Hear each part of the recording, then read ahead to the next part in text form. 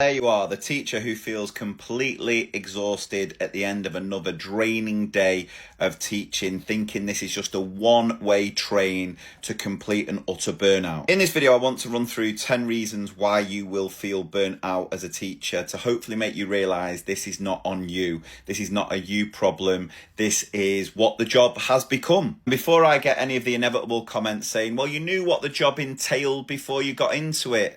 They wouldn't say that because they probably don't know the word entailed. But look, I've been teaching 17 years. What the job is like now compared to when I first started teaching is vastly different and not for the better. First up, decision fatigue. Teachers make on average over 1,500 decisions a day. That's more than a doctor, more than an air traffic controller. Not that I'm trying to compare them.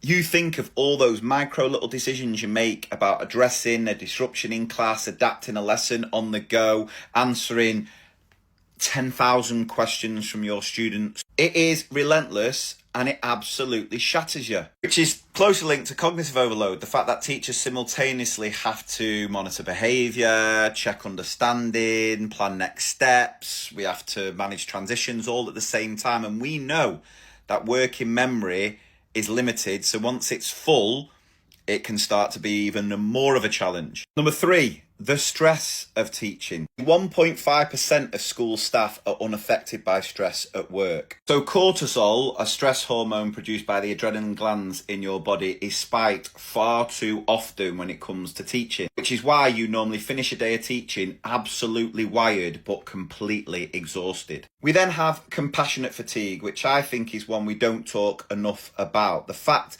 that you are working in a system that is failing so many of our students. You think about the SEND crisis, where no matter what you're doing, no matter how much you put into this job, you go above and beyond, it still is not good enough, where you cannot provide the right provision for some of the students with particular needs. It can then also include the cost of living crisis, where you are seeing firsthand the detrimental impact that is having on some of your students through no fault of their own. If you think about the mental health crisis with our students, with young people, and even subconsciously, our brains can mirror the emotions some of our students are feeling. Now, I know teachers are some of the most patient people on this planet, but patience is finite.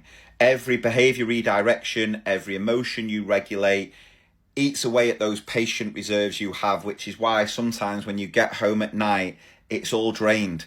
And that's where you can find yourself being snappy with your loved ones because all that patience has been drained through the day. It is recommended that you need to sleep between 7 to 9 hours a night. Teachers on average get around 5.6 hours of sleep, which will then have a negative impact on a lot of these things. Teaching feels like a constant performance. You are always putting on a show. You are having to smile through the chaos. And when you suppress some of those emotions, it is exhausting, which is why I think it's not a bad thing every so often going to your teacher friend's classroom and just letting it all out, having a good old rant, having a good old moan. You didn't think I was going to make a video about burnout without mentioning workload. And the thing with admin load creep is that our workload just seems to get more and more and more a lot of the time without us even realising it. And what makes this even worse is we know most of it is completely pointless and a waste of time. There's a couple of layers to this role conflict point, and the first being that no longer are you just a teacher. You have to wear so many hats. You are a psychiatrist, a social worker, a parent, and that in itself is exhausting on top of actually doing the job of teaching. But within the role of teaching, the lack of autonomy we feel, where so many teachers just feel completely and utterly micromanaged, plus the moral conflict you feel as a teacher, where the way in which you're expected to teach, certain policies you might need to follow, being forced to sort of work to the test, conflicts with what you believe actually makes teaching effective. Last one for now, isolation might not affect everyone,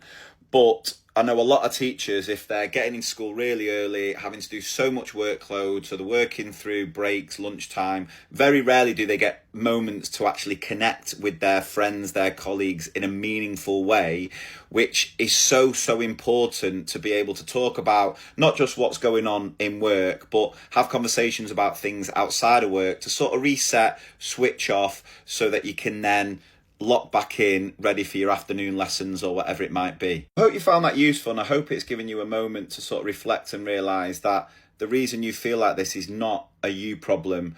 This is what our job entails. And look, I'm not moaning about elements. Part of this has always been the case with teaching. I think our current education system is making certain aspects of this a lot worse. I wish I had a solution to each and every one of these things. Unfortunately, I don't. I have obviously lots of ideas for certain elements. You know, if we talk about the workload stuff, it's a question of, is it having an impact? And if not, don't do it. But again, I know that's easier said than done.